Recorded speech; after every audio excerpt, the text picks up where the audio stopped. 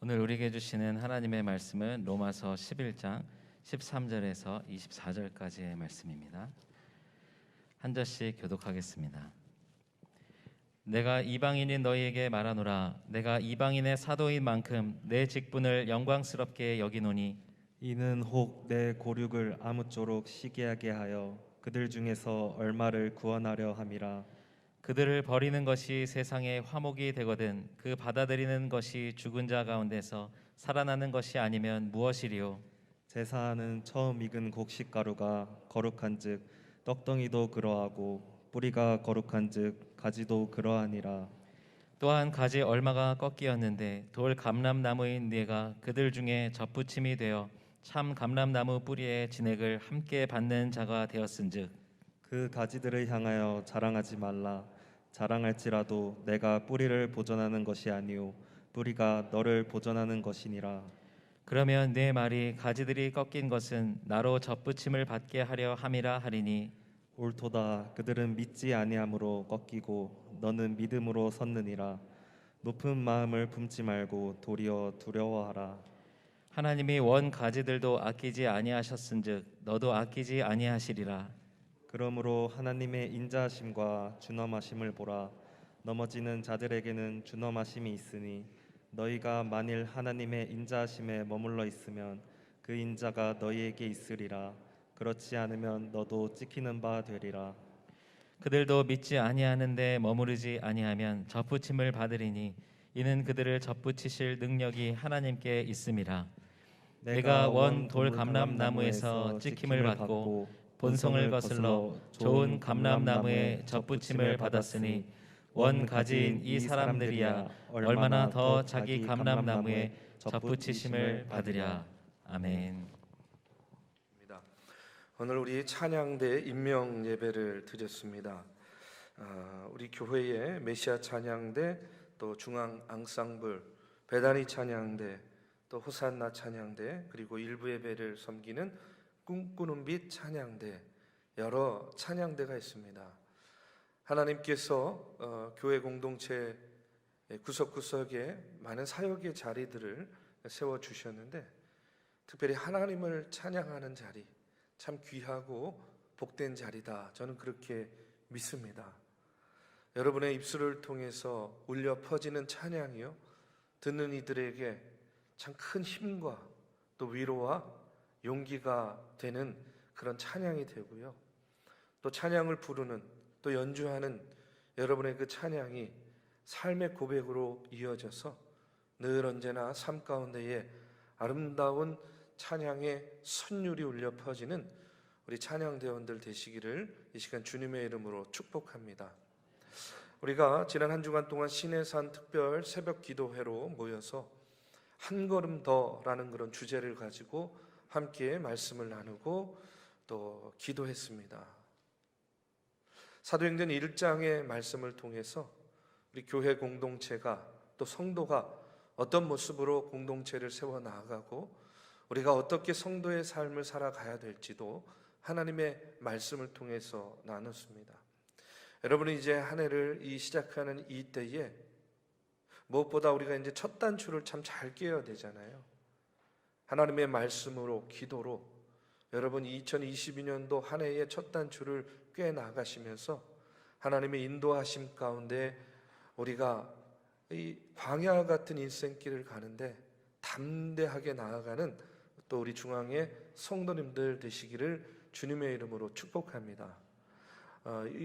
여기 보시면은 이제 올해에는 또 공동체 회복 프로젝트 해가지고 성공합시다 시즌 2 이렇게 현수막이 걸려 있습니다.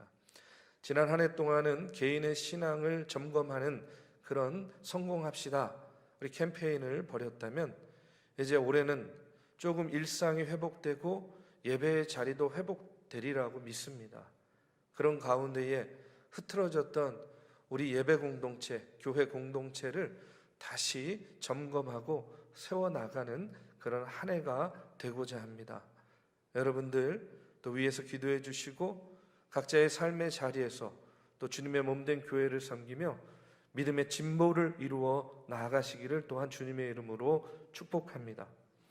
오늘 이 시간에는 접붙임의 원리라는 제목으로 로마서 11장 13절에서 24절의 말씀을 함께 나눕니다. 제가요 통계 하나를 말씀드릴게요. 1970년도 그때의 출생 수가 몇 명이었냐면 우리나라 100만 명 정도가 됐습니다. 그러니까 제가 69년생이에요. 그러니까 제 또래들이 한 100만 명 정도가 태어났어요. 아마 지금도 아마 그럼 그 정도 있겠죠. 그래서 저도 어린 시절에 이렇게 생각을 해보면 아마 비슷한 경험들이 있을 것 같은데, 초등학교 때요 한 학급에 한 70명에서 한 75명 정도 됐던 것 같아요. 그런데 그걸로 끝이 아니라 그때는요 오전 오후반으로 나눴어요. 너무 학생들이 많으니까. 그렇죠? 그래가지고 뭐 1반부터 10반까지는 오전반, 11반부터 뭐 20반까지는 오후반, 또 뭐 이제 이렇게 바꾸기도 하면서 참 그 학생들이 많았습니다. 학교만 그런 것이 아니라 교회도 보면 참 교회 학교에도 학생들이 많았고, 정말 죄송하지만 이렇게 표현하면 바글바글 거렸어요, 진짜 교회에. 제가 청년 시절을 보낸 90년도 또 2000년도에 그러다 보니까 교회에도 역시 청년들이 참 많이 있었습니다. 그래서 그때 당시에 저도 청년이었지만 그 또래의 청년들과 함께 힘있게 하나님의 그 사역들을 감당했던 그런 기억이 있어요. 자, 그런데 2000년도에 들어서면서 우리나라의 출생아 수가 몇 명이 되냐면 63만 명 정도가 됩니다. 그러니까 한 30년 정도 만에 거의 절반 가까이 줄어든 거예요. 그러면 재작년 2020년도에는 우리나라 출생아 수가 몇 명인 줄 아세요? 27만 2,300명이에요, 정확하게. 그러니까 엄청나게 줄어든 거죠. 50년 정도 시간이 지나는 동안에 절반이 아니라 그 이상으로 이 출생아가 숫자가 줄어들었어요.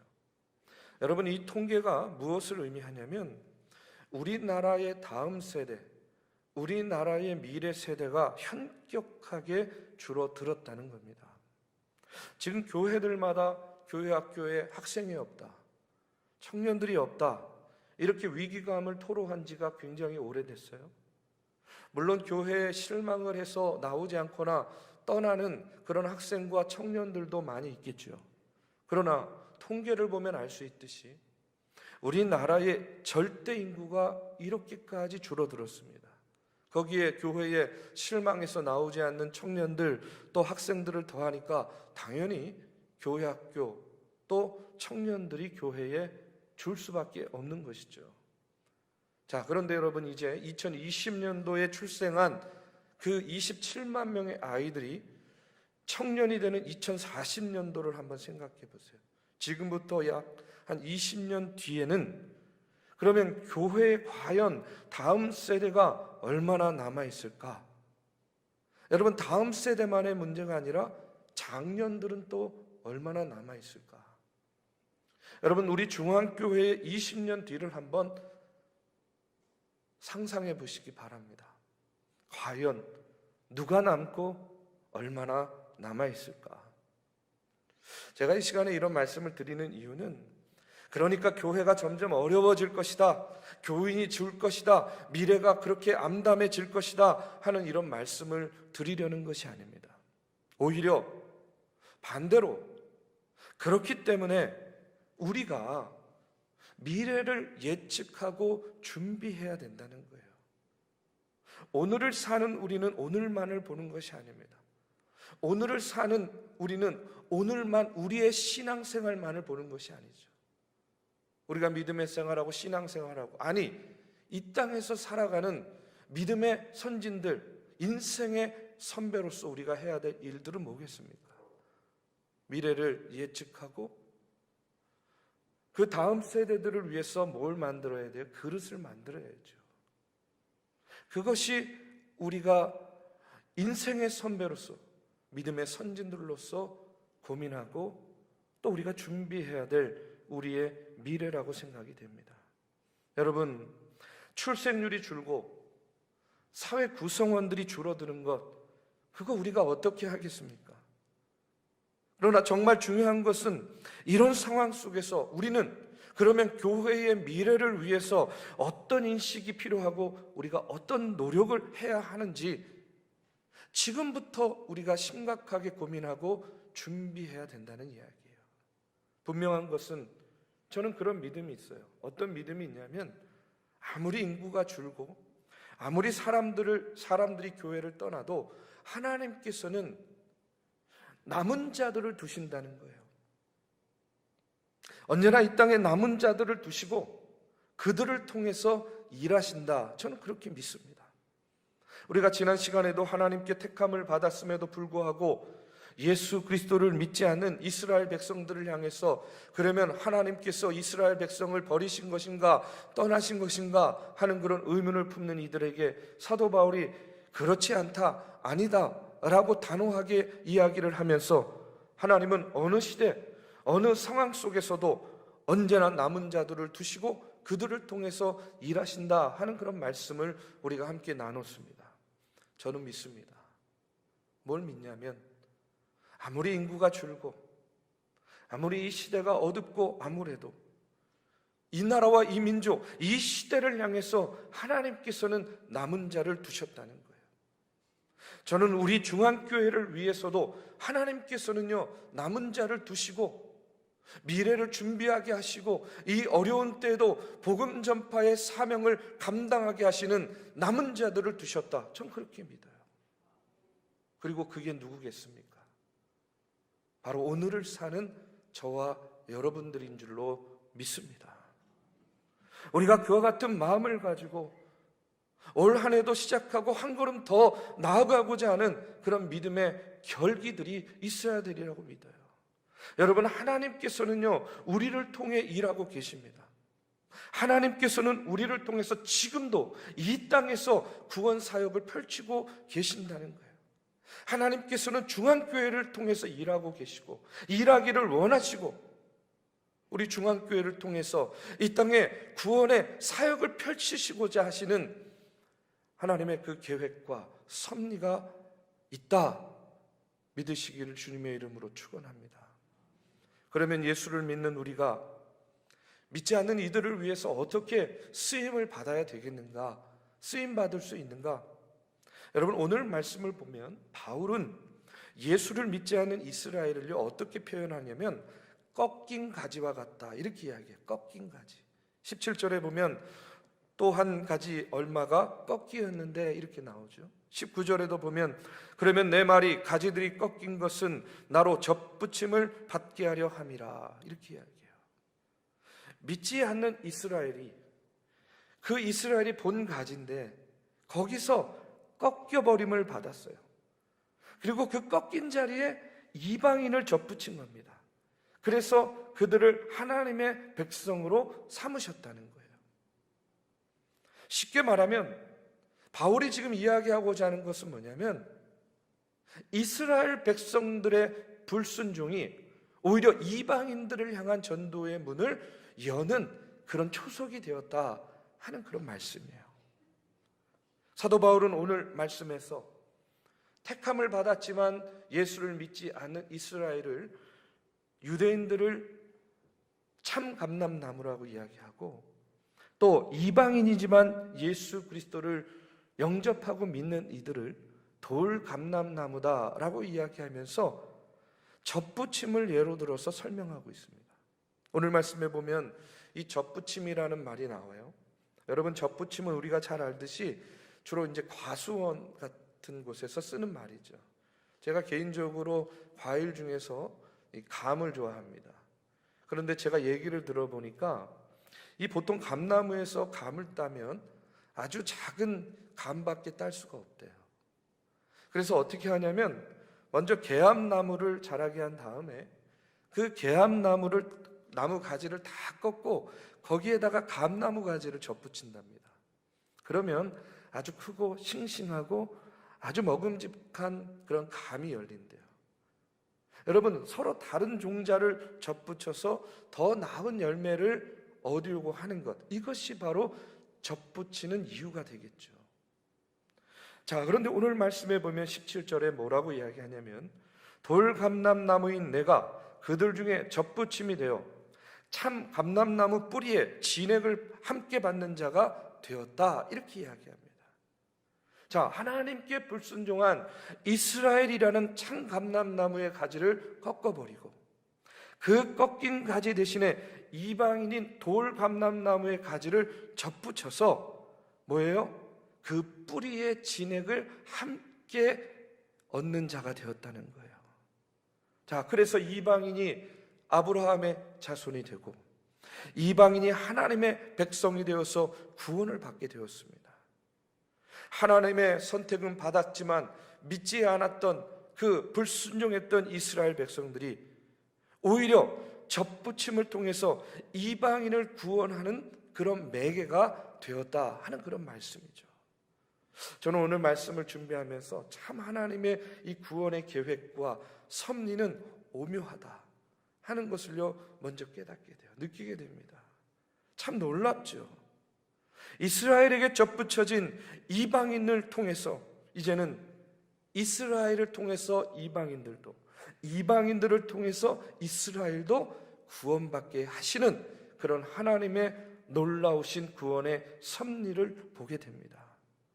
저는 특별히 오늘 이 말씀, 이 접붙임의 원리를 통해서 우리가 어떤 믿음과 어떤 자세로 복음을 전해야 되는가 하는 것을 말씀드리고 싶어요.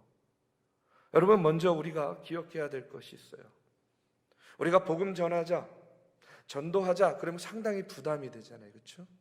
그런데 먼저 우리가 오늘 말씀을 통해서 깨닫게 되는 것은 뭐냐면 우리가 해야 될 일, 우리의 사명은 뭐냐면 전하는 일이지 믿게 하는 것은 아니라는 거예요. 이게 무슨 얘기냐면 이런 겁니다. 전도하자 하면 부담스러워요. 그런데 그 부담스러운 이유가 뭡니까? 예를 들어서 우리가 거리에서 뜨락전도 이런 거 할 때 요구르트, 물티슈 이런 거 가지고 나가서 지나가는 사람들한테 교회에서 나왔어요, 예수 믿으세요, 이렇게 복음을 전하는 거, 이건 그렇게 어려운 일 아니죠, 그렇죠? 누구라도 할 수 있는 그런 일입니다. 내 가까운 가족이나 내 가까운 친지들, 친구들이 있어요.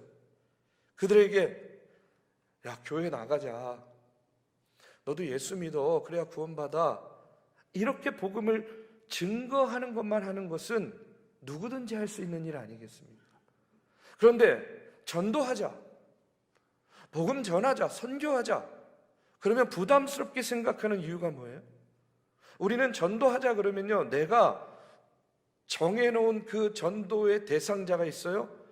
그러면 그 사람을 어떻게 하든지 교회로, 죄송합니다, 끌고 나와서 내 옆자리에 앉혀서 그 사람이 정말로 예수 그리스도를 영접하고 구원에 대한 확신을 갖고 믿음의 생활을 온전히 하는 데까지 인도하는 게 나의 책임이라고 생각을 해요. 그러다 보니까 참 전도가 어려워요. 왜요? 그렇게 예수 믿게까지 하는 것이 어렵잖아요. 가족이든 친지든 친구든 가까운 사람들이 다른 것은 다 내 말에 잘 받아들이고 동의하는데 어떨 때 보면 예수 믿자, 교회 나가자 하는 것에는요 그렇게 10번을 찍어도 20번을 찍어도 안 넘어오는 경우가 얼마나 많습니까? 그러다 보면 어떻게 돼요? 우리 마음 가운데 해도 안 되는구나, 스스로 상처를 받아요. 그리고 너무 어렵다 생각하고 포기하게 되는 거예요. 아예 전도하는 것을 포기하게 되는 겁니다. 자, 그런데 여러분, 앞서도 말씀드렸죠. 우리의 역할과 사명은 전하는 것이지 믿게 하는 것이 아니다. 여러분, 이것은 제가 하는 얘기가 아니라 예수님께서도 제자들에게 이렇게 이야기하십니다. 마태복음 10장 14절에서 15절에 보면 예수님이 이렇게 이야기하세요. 누구든지 너희를 영접하지도 아니하고 너희 말을 듣지도 아니하거든 그 집이나 성에서 나가 너희 발에 먼지를 떨어버리라. 내가 진실로 너희에게 이르노니 심판날에 소돔과 고모라 땅이 그 성보다 견디기 쉬우리라. 이렇게 이야기해요. 자, 무슨 얘기입니까? 예수 그리스도의 복음을 들고 나가서 증거할 때에 그 복음을 영접하면 구원받는 거지만, 영접하지 않는 자가 있으면 어떻게 하라는 거예요? 먼지를 떨고 나오라는 거예요. 여러분, 이 말씀을 통해서 깨닫게 되는 것이 바로 그겁니다. 우리는 믿게 할 책임이 있는 것이 아니라 증거할 책임이 있는 거예요. 그러면 믿게 하는 것은 누가 하는 겁니까?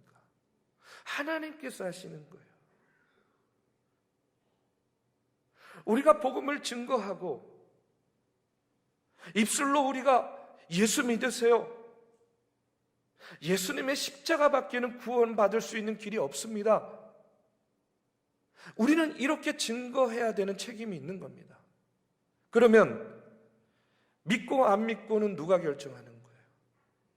그들이 결정하는 겁니다. 그리고 그들의 마음 가운데에 예수 그리스도를 믿고자 하는 그 마음을 갖게 하는 건 역시 누가 하는 거예요? 하나님께서 하시는 거예요. 하나님이 그에게 믿음을 주시면 믿게 되는 것이고, 그렇지 않으면 그 순간에 믿음이 안 생기는 것이죠. 자, 이어지는 마태복음 10장 23절에도 보면 또 이렇게 이야기하세요. 이 동네에서 너희를 박해하거든 저 동네로 피하라. 내가 진실로 너희에게 이르노니 이스라엘의 모든 동네를 다 다니지 못하여서 인자가 오리라. 이렇게 이야기해요. 자, 우리는 보통 이렇게 생각합니다. 어디에 선교를 갔어요? 복음 전하러 갔는데 핍박이 있습니다.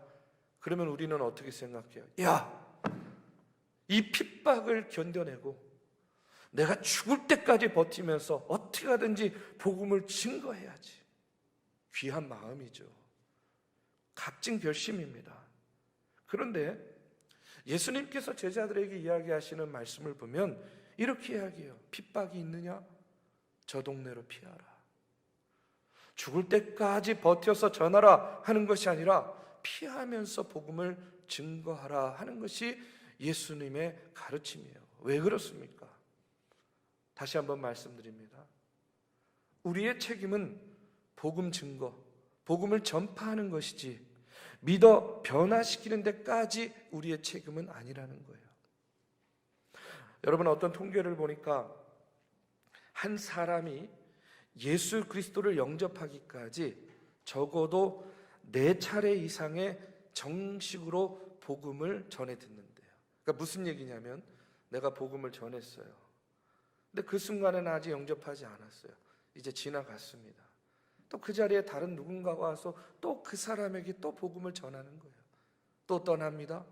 또 전합니다. 또 떠나가 또 전하고, 계속해서 그 사람에게 말씀이 어떻게 되는 거예요? 전해지는 거예요. 그리고 그것이 쌓이게 되면 어떻게 되느냐? 언젠가는 그 사람이 복음을 받아들이고 믿음이 생기고 믿음의 확신 가운데 예수 그리스도를 믿게 되었다 하는 그런 이야기입니다. 자, 우리는 믿지 않는 사람에게 여러분 복음을 증거해야 됩니다. 열심을 다해서 최선을 다해서 복음을 전하고 증거하는 것이 우리의 마땅한 사명입니다. 그러나 듣지 않으면 어떻게 하라고 합니까? 다른 곳으로 또 가는 거예요. 다른 곳에 가서도 역시 우리가 해야 될 사명은 뭐예요? 복음을 전하고 증거하는 겁니다. 하나님께서는 우리에게 눈을 크게 뜨라고 말씀하시는 거예요. 복음 증거를 하고 받아들이지 않으면 거기에 너무 집착하지 말고 또 다른 데로 가서 역시 너의 사명, 너희들의 사명, 복음 증거의 사명을 감당하라는 거예요. 왜 그렇습니까? 이 자리에도 복음을 들어야 되는 죽어가는 영혼이 있지만 또 저 자리에도 복음을 들어야 되는 죽어가는 영혼이 어디에든 있기 때문에 그런 거예요. 하나님이 택하신 백성이라면 그 사람은 반드시 지금이 아니라도 하나님께서는 언젠가는 택하시고 구원해 주실 것이라는 거예요. 여러분, 우리 그런 경험 있지 않습니까? 야, 저 사람은 정말 예수 믿지 않을 것 같아. 내가 복음을 전해보니까 그런 느낌을 가졌어요. 그런데 나중에 어느 날 만났는데 교회 다닌대요. 예수 믿는데요. 속으로만 그러죠. 아니, 어떻게 이런 사람이 예수를 믿게 됐지? 여러분, 이런 경험들이 있을 거예요. 자, 어떻게 예수를 믿게 됐습니까? 우리를 통해서, 누군가를 통해서 계속해서 그에게 뭐가 전해진 거예요? 복음이 전해진 거예요. 근데 그 순간 당장은 그 믿음의 피드백이 나에게 오지 않았지만 결국 하나님의 구원의 계획 속에서 그는 어떻게 되는 겁니까? 예수 그리스도를 믿고 구원받는 하나님의 백성이 된다는 거예요. 자, 여러분, 어떻게 이런 일이 일어나나요? 우리가 과거에 또 현재에 뿌려놓는 그 말씀의 씨앗이 자라는 겁니다. 복음의 씨앗이 자라기 때문에 그런 거예요. 하나님께서 그 당시에는 변화되지 않았지만 우리가 뿌려놓은 그 말씀을 통해서 그 심령을, 그 사람을 변화시킨 겁니다. 여러분, 농부가 농사 지을 때도 한번 생각해 보세요. 씨를 뿌린 다음에 농부가 바로 그 다음 날부터 가가지고 이 씨앗에 언제 열매가 맺었나? 열매가 맺어졌나? 이렇게 보는 농부는 없잖아요. 농부가 씨를 뿌리면요, 언제까지 기다리는 거예요? 가을에 열매를 맺을 거다라는 것을 기다리는 겁니다. 그리고 뭐예요? 그 동안에 다른 곳에 가서 다른 곳에 일을 또 하는 것이죠. 먼저 이곳에 씨를 뿌려놨어요. 그리고 또 다른 곳에 다음에 씨를 뿌립니다. 그러면 먼저 뿌린 곳에 열매가 맺어지죠. 그러면 그곳에 가서 먼저 맺은 열매들을 거두는 거예요. 그리고 또 이곳에 씨를 뿌린 곳에 가서 그 다음에 열매가 맺어지면 역시 그곳에서도 이제 열매를 거두는 것이죠. 어떤 농부도 여러분, 봄에 씨앗을 심어놓고 계속해서 그 자리에 가서 열매가 맺었는지를 보지 않는다는 거예요. 여러분, 주님께서 추수할 것은 많되 일꾼은 적으니라고 말씀하셨습니다. 여러분, 우리가 해야 될 일은 무엇이냐면 먼저 익은 곡식부터 거두어도 여러분, 우리의 손이 부족하다는 거예요. 그래서 한편으로는 씨를 뿌리기도 하고 또 다른 한편으로는 지금 당장 거둘 수 있는 곳에 가서 열매를 추수해야 된다는 그런 이야기입니다. 씨를 뿌려놓고 그것을 지켜보면서 기다리는 것은 하나님의 뜻이 아니라는 거예요. 여러분, 안 되는 것들을 붙들고 우리가 세월을 보내면 개인적인 차원에서도 오류지만 교회적인 차원에서도 그것은요, 오류예요. 간혹 이런 이야기하는 경우들이 있습니다. 선교하자, 복음 전하자, 해외 선교 나가자 그러면요, 아니 지금 우리나라도 믿지 않는 사람들이 이렇게 많은데 우리나라도 다 복음화 시키지 못해놓고 무슨 해외 선교를 나가냐? 이렇게 생각하시죠. 자, 그런데 여러분, 만약에 이 말대로 했다고 한다면 우리나라에는요, 아직 복음이 들어오지 않았을 거예요. 생각해 보십시오. 미국 사람들, 청교도들이, 예수 믿는 사람들이 그 땅에서 야, 복음을 전하자. 그런데 이 미국을 완전히 다 복음화 시킨 다음에 다른 나라에 가가지고 복음을 전하자라고 한번 다짐을 했다고 생각해 보세요. 어떤 나라를 갈 수 있겠습니까? 어디를 갈 수 있겠습니까? 어떻게 그 땅을 다 복음화 시킬 수 있겠어요? 마찬가지죠. 여러분, 우리가 추수할 곳이 있으면 가는 거예요. 씨를 뿌릴 곳이 있으면 먼저 가서 씨를 뿌리는 작업을 해야 됩니다. 여호와께서, 예수님께서 승천하시기 전에 사도행전 1장 8절의 말씀에 보면 이렇게 이야기하셨어요. 오직 성령이 너희에게 임하시면 너희가 권능을 받고 예루살렘과 온 유대와 사마리아와 땅끝까지 이르러 내 증인이 되리라 하시니라 하고 이렇게 말씀하셨어요. 여러분, 생각해 보십시오. 제자들이 예루살렘을 다 복음화 시킨 다음에 유대로 갔습니까? 아니잖아요. 여러분, 유대를 다 복음화 시킨 다음에 사마리아로 갔습니까? 역시 아니잖아요. 예루살렘에서 말씀을 전한 다음에 그 말씀을 믿을 사람은 믿고 안 믿는 사람은 지금은 그냥 그대로 두고 그 다음으로 가는 거예요. 유대로 간 겁니다. 유대에서도 예수 그리스도의 복음을 증거한 다음에 그 당시에 믿은 사람은 건지고 믿지 않는 사람은 일단 놓아두고 그 다음에 어디를 간 거예요? 사마리아를 향해서 나아갔어요. 여러분, 이것이 성경이 우리에게 알려주는 복음 전파의 원리라는 거예요. 우리 중앙교회도 저는 마찬가지라고 생각해요. 여러분, 내가 사는 이 지역 종로를 복음화 시키는 거 대단히 중요하죠. 가장 우선적으로 해야 될 일이에요. 그런데 여러분, 만약에 이 목표만을 세워가지고 우리가 선교에 매진하면요, 결국은 동네도 복음화 시키지 못하고 하나님께서 주시는 더 큰 사명도 감당할 수 없게 될 것이라는 거예요. 여러분, 사단은 언제나 우리에게 엉뚱한 것을 붙잡고 시간을 보내게 하는 그런 전략을 사용하는 겁니다. 여러분, 우리는 거둘 것을 염려하지 말고 뿌리는 일, 전하는 일에 최선을 다해야 돼요. 그것이 때로는 내 삶의 주변일 수도 있습니다. 이 지역일 수도 있습니다. 이 땅일 수도 있습니다. 그리고 또 하나님께서 허락하시는 저 먼 곳, 해외일 수도 있고 땅 끝일 수도 있어요. 언제 어느 때이든 하나님께서 우리에게 주시는 그 기회를 우리가 놓치지 말고 우리는 언제나 복음을 전하고 증거하는 일에 앞장서고 쓰임 받는 그런 믿음의 교회와 성도가 되어야 될 줄로 믿습니다.